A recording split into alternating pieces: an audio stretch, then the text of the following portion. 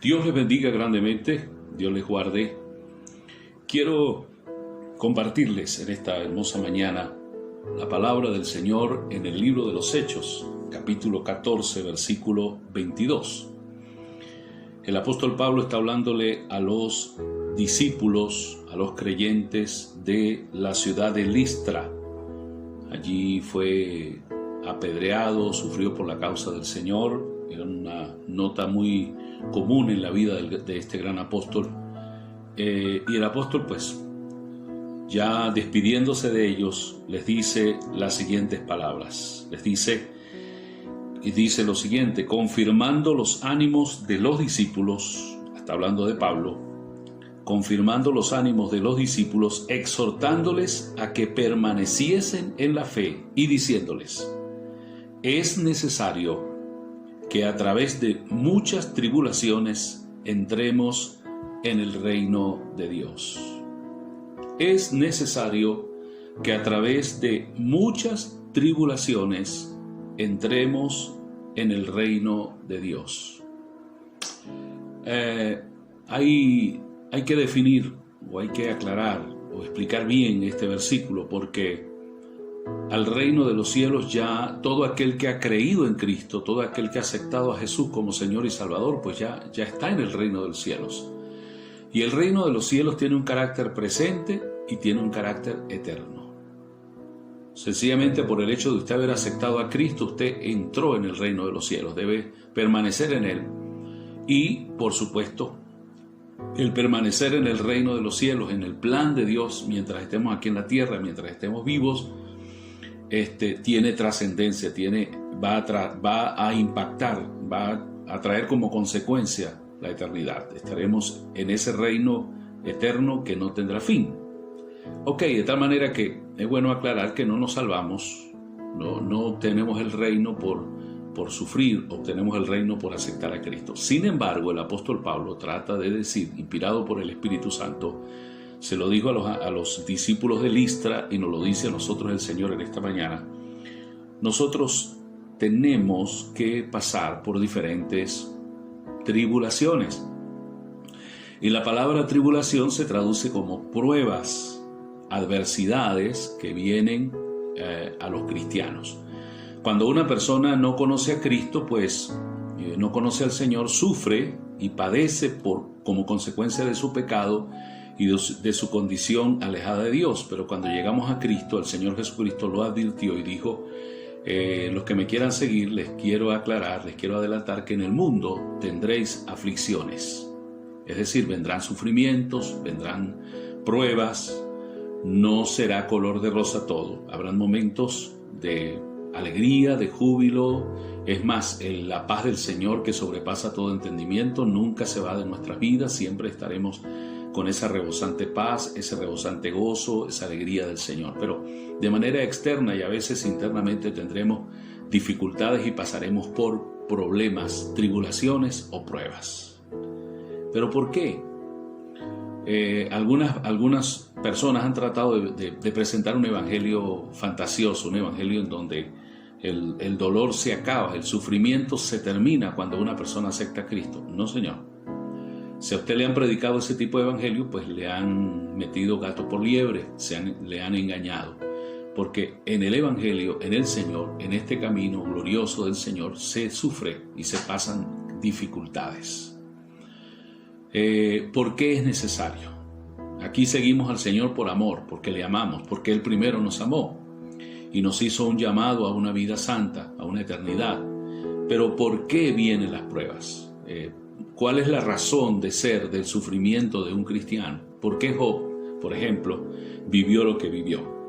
Y yo quiero solamente mencionar 4 posibles razones por las cuales tenemos que pasar por diferentes pruebas. La primera de ellas, la prueba en Dios, el sufrimiento, la aflicción, nos purifica como el oro debe ser purificado, pulido y como las piedras preciosas. Nosotros aceptamos a Cristo, pero comienza el proceso de la santificación, de la purificación, Y la santificación es tanto instantánea como progresiva. Instantánea porque de una vez nos sentamos con Cristo en lugares celestiales y somos hijos de Dios, pero es progresiva porque necesitamos limpiar, purificar de nuestras vidas problemas, pecados, malos hábitos, egoísmo, carnalidad y situaciones humanas que no nos permiten entrar al goce y disfrute pleno de las bendiciones del Señor.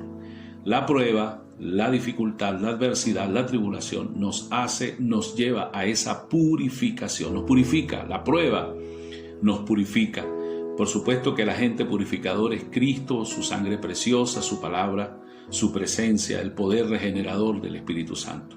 Pero la prueba trae esa primera bendición. Somos limpiados como el buen oro para poder brillar, para poder cumplir ese fin estético vislumbrante que tiene el oro y las piedras preciosas. La prueba nos permite ser purificados y limpiados de todo pecado y de toda contaminación.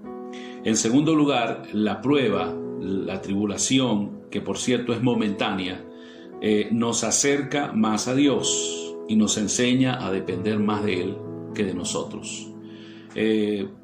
Por el hecho de que es una prueba en la cual Dios está presente para procesarnos, pues sencillamente el Espíritu Santo nos impulsa a buscar más de la presencia de Dios y entonces comenzamos a entender y a ver cosas que no sabíamos. Las palabras finales de Job cuando pasó la prueba, ¿qué pasó? Fueron estas: de oídas te había oído, Señor, pero ahora mis ojos te ven.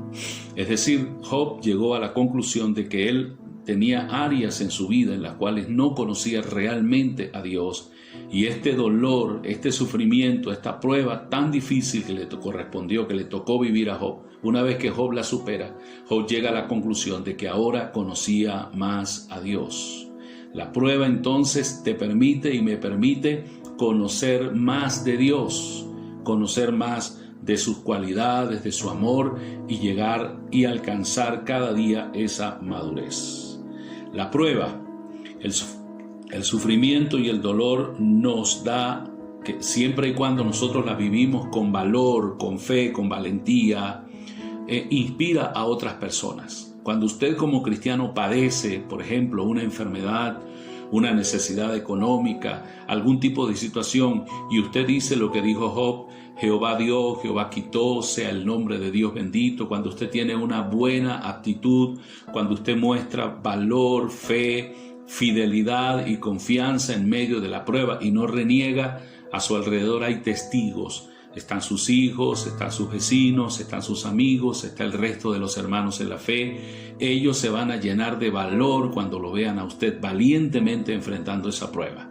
El apóstol Pablo en la carta a los Filipenses expresó que las tribulaciones que le habían venido a él, que le habían sobrevenido, en la cual llegó a estar hasta preso por la causa del Señor, habían redundado, en lugar de desanimar, habían desafiado a la iglesia a que la iglesia saliera a predicar. Y ya no era Pablo solamente el que estaba predicando, sino que eran muchos hermanos que estaban saliendo, viendo el valor del apóstol Pablo de seguir adelante. Ellos también se llenaron de valor. Queremos inspirar a muchas personas a que sigan al Señor. Vamos a mantenernos firmes en medio de las pruebas. La palabra del Señor también dice que cuando vivimos las pruebas, las dificultades y las adversidades por la causa del Señor, somos bienaventurados, somos dichosos y vivimos en la voluntad del Señor. ¿Quién lo dice? Dios. Bienaventurados, dijo el Señor, cuando por mi causa os vituperen. Bienaventurados cuando digan todo tipo de mal contra vosotros.